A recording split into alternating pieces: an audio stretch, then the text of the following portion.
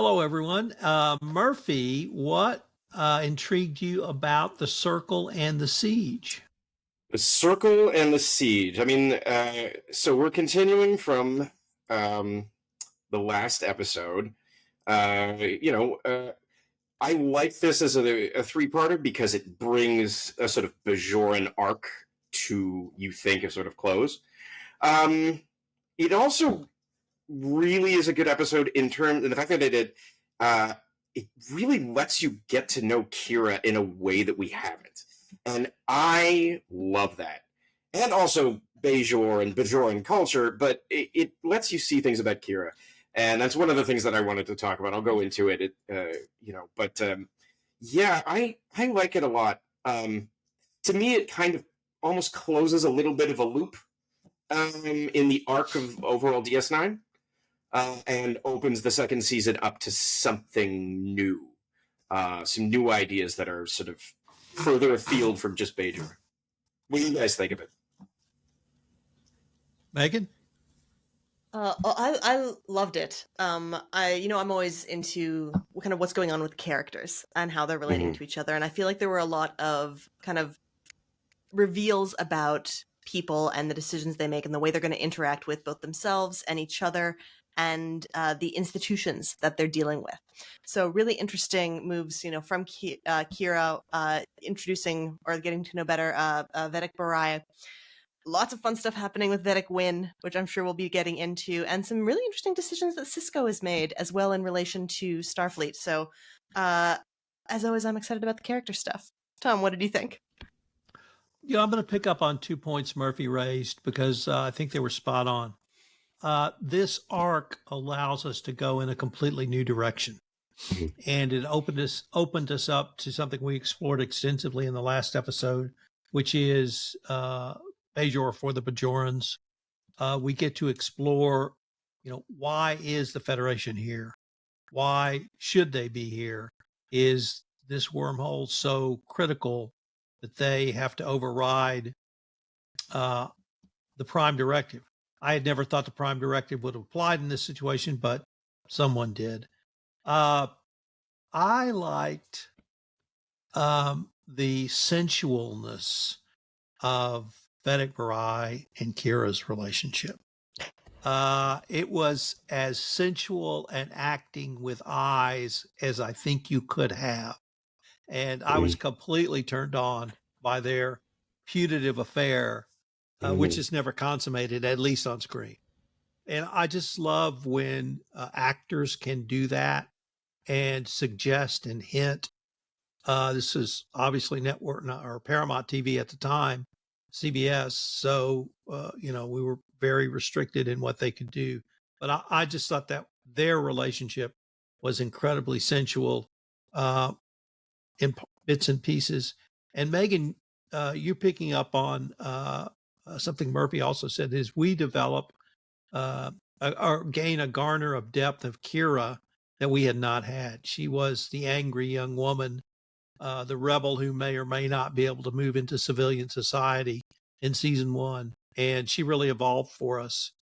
And she is part of the solution now in a very important way. Vedek Wynn, it's tough to be a bad guy for 7 seasons, and she nailed it.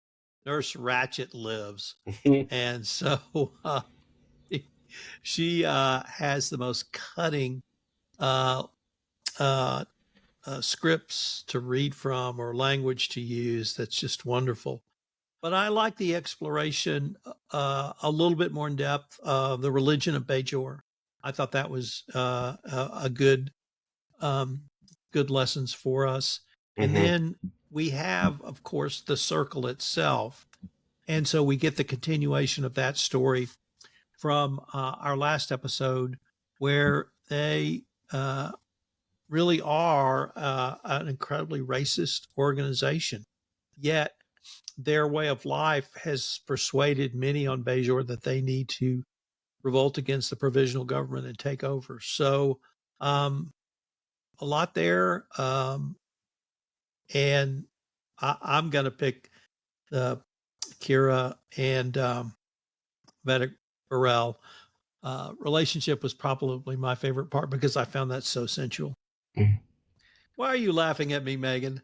It may not surprise you. The exact opposite relationship reaction to their relationship. Yeah. I wrote down in big letters in my notebook. I was like, "Oh my god, he's so skeezy. How can?"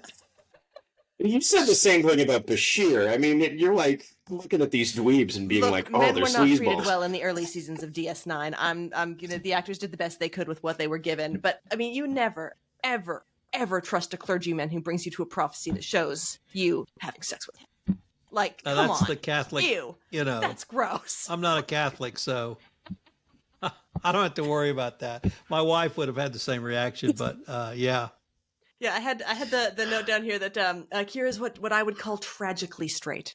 You know, against perhaps her better judgment, she is just irrevocably attracted to terrible men, and there's nothing she can do about it. And it's a shame. That's a character flaw many of us have had. So,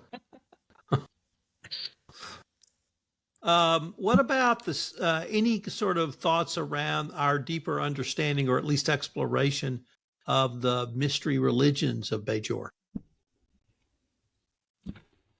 One of the things that I find interesting about that is we see in this arc multiple uses of the Tears of the Prophet, multiple uses of the orbs. Now, this is interesting in that when Sisko meets with Opaka, she tells him 9 orbs appeared over the centuries and we've got them. And then Dukat later says, I heard you found an orb and we thought we had them all. Well, this is an off-screen thing that I'm curious about because multiple orbs show up. And somehow the Bajorans are getting them back from the Cardassians, which I've always been very curious about. I know, I've looked into a little bit of like different orbs have different colors and stuff like that, but I'm wondering, is the Federation facilitating this for Bajor? And if so, why the religious hostility towards the Federation being there? I mean, it's just a theory, but you certainly start to see more of, it seems to be this monastery that Bareil is in has many different sects of Vedeks in it. Wynn's order is there. She's very conservative, and his order is very liberal. So there has to be a sort of commingling of these groups. But yeah, you start to see the religion take shape a little bit more, which is interesting. Yeah.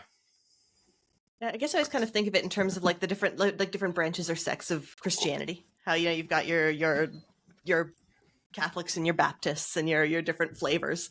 And it's an interesting point about the orbs. I always had the thought that we knew Bajor had at least one orb. They had Sisko to have that experience. And it was interesting to see kind of how it was used on a personal level rather than like a political one. Like this was an experience that was meant for Kira to have. And I wonder if when Bajor had all of the orbs, a visit to the orbs was a common pilgrimage for Bajoran people to have that kind of experience, which we know is kind of a visit with interdimensional wormhole beings. Well, different orbs do different things, right? Oh, of course, yeah.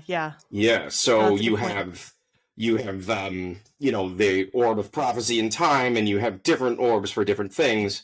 You even have later on in the series when Sisko will end up going to that planet. He goes to Tyree and he finds the orb of the emissary. So I think in the context of having an orb experience, it really depends on what you're looking for in terms of insight. People, they talk about later the orb of time, and they have an orb experience, but it literally sends them back into a time loop, and they experience these things from the past due to the orb. So it depends, I think, what you're looking for. But yeah. So what did you guys think of the Sisko General Krim first scene, where Sisko goes to the planet? I was really intrigued by that because what I saw was two men trying to feel out each other, but also a lot of professionalism and professional respect. Did you guys see that, or perhaps something else? I got that. I liked that, and I liked the conversation that they had. It's not often shown so explicitly how someone is like trying to not just get the measure of somebody else, but also present a certain idea to someone else. And Sisko, by freely giving the information, was putting a great impression on making a great impression for the Federation in a way that Krim didn't expect. Trading favors about the weapons come from this location, in exchange for Kira coming back. I thought it was really nicely done how they did that, and I think it was two people who were very sincerely working for what they felt would be best for their respective parties. I liked it. What about the reveal when after Kira is kidnapped that Jaro is leading the rebellion? I think we all probably expected that, but what I couldn't quite figure out was, I understand Bajor for Bajorans. I understand we need to be powerful. What I didn't understand was his blindness to partnering with the Cardassians. He didn't seem to understand that if he was successful and he threw the Federation out, within 30 days, it would be a Cardassian colony again, or at least I thought it would. Any thoughts on that? Well, I mean, he doesn't know that he's in bed with the Cardassians. I mean, this is clearly an Obsidian Order kind of plot. It's interesting you talk about like his actions in the circle. You see this in the beginning. I think it's the second episode after Emissary, where Kira meets an old friend who's a terrorist who's Bajor for Bajorans, and he tries to blow up the wormhole or something like that so that the Federation will leave. This is like an established thing. They're willing to go to great lengths of violence against each other. It's a really interesting scene. I like when he says, no one despises the Cardassians more than I do, but, we learned a lot of lessons from them, including how to make people talk. This is right after he says, we're people that shouldn't be brutal. We brought art and architecture to countless worlds. It's very hypocritical. It shows a real split in his character. I also like later in that scene when they're rescuing Kira, you'd think that a Starfleet incursion onto Bajor to attack Bajorans. Well, very cleverly, Sisko brings only himself, Dr. Bashir, and Lean Allison Bajorans with him. He takes Odo's Bajoran guys down to do the rescue and have them do the fighting so that the Federation doesn't actually have any physical presence there other than medical or, an O'Brien up in the ship. It's a nice touch. I like that a lot. It's a good, little attention to detail that they didn't talk about, but it's a neat scene. How about go ahead, Megan. I was going to say, I thought there was an interesting echo in how Jaro was behaving and how Kai Wynn was behaving. Because you got the sense from both of them in their actions that they very much believe that they are in the right side of things, and whatever they need to do to get the power or the result that they want is going to be ultimately justified.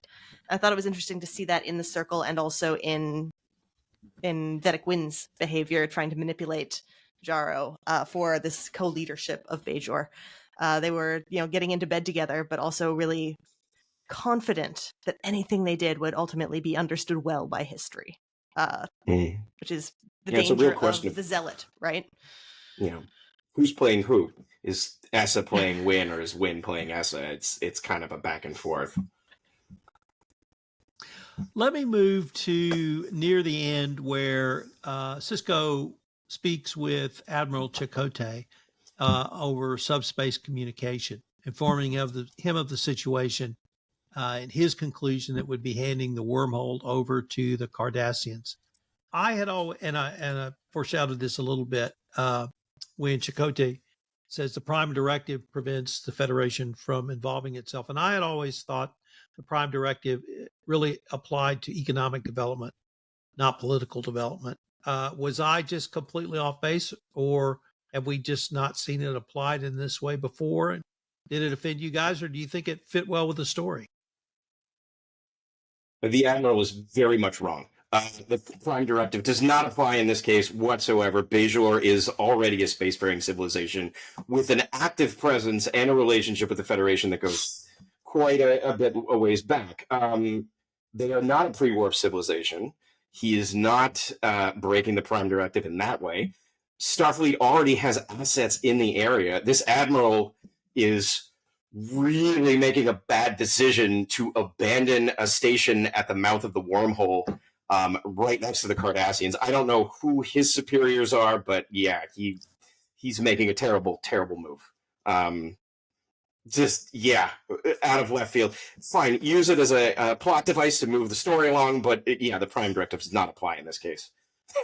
If there is a Prime Directive scholar, the same way there are, Constitution scholars, Murphy, you would be one, and it would be fantastic.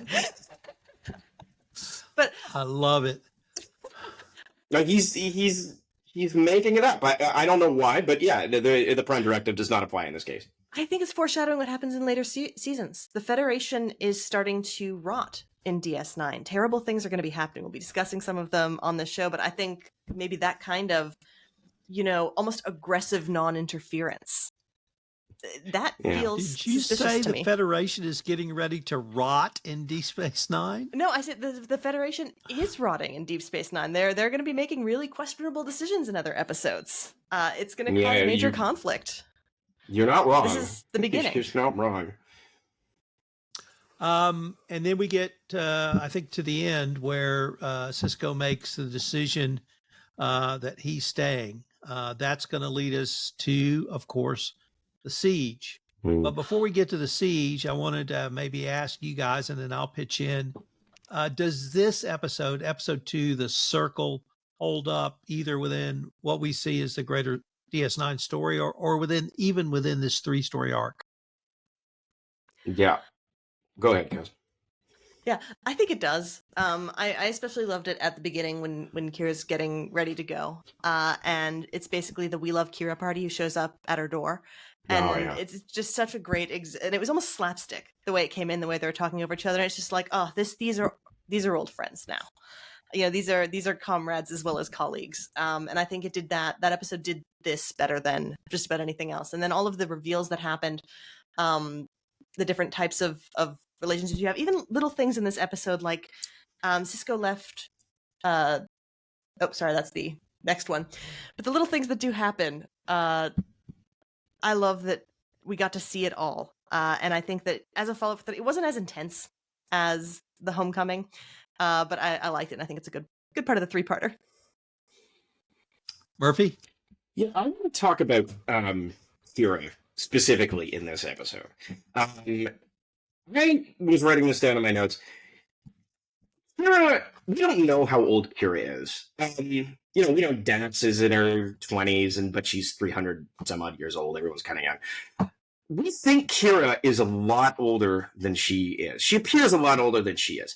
But I think she's probably in her early 20s when this series starts. And she has never been anything but a grown-up. Kira never had a childhood.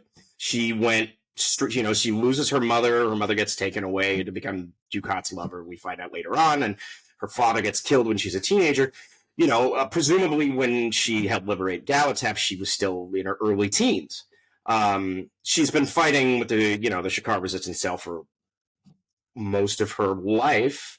And then she goes to this monastery and she stops. She stops and has a strange moment to sort of reflect on who she is.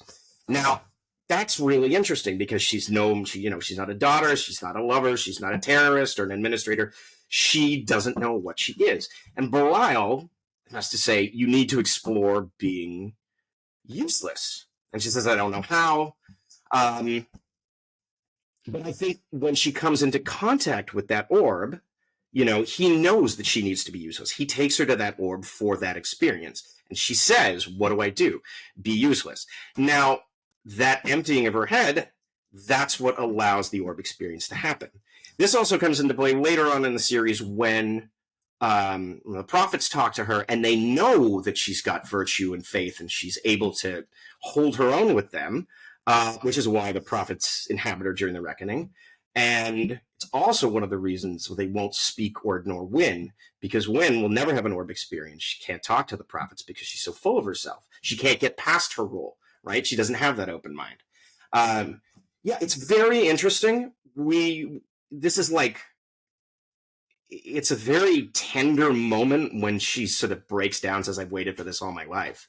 But it's also, not to address anything for outside the series in terms of like comparisons to B5, but it does very much remind me of a scene in B5 where Kosh goes to Sharon and he says, I've always been here, but your mind has never been quiet enough to hear me. And I think at that point with Kira, this is the first time where she stopped and the prophets are able to, sort of speak to her. I thought about that a lot. It struck me very hard. And it's a seminal moment in her sort of character development as we go on. But yeah, it's a very poignant scene for me. I'm going to go in a different direction because I want to shout out to the scene Megan referenced when Kira is packing to leave and her friends come into her quarters. Yeah. I am a huge Marx Brothers fanatic. And that scene was based upon a scene in A Night at the Opera where the three brothers are stowaways on an ocean liner in a cabin, and about 20 people come into their cabin. Manicurists, waiters, shoe shine boys, people to clean the floor, people to change the beds. And they pack them all in, and then the door opens and they all fall out.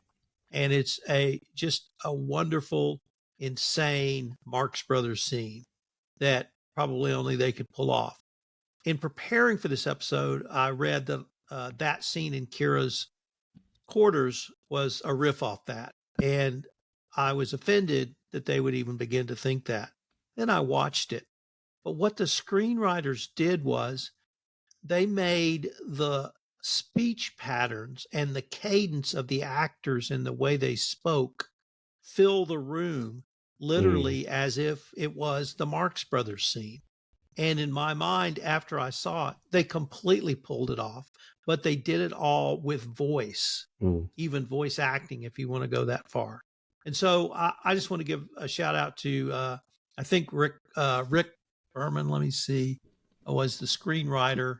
I'll find that. But it was just a great scene, and it was something that I really enjoyed as an homage.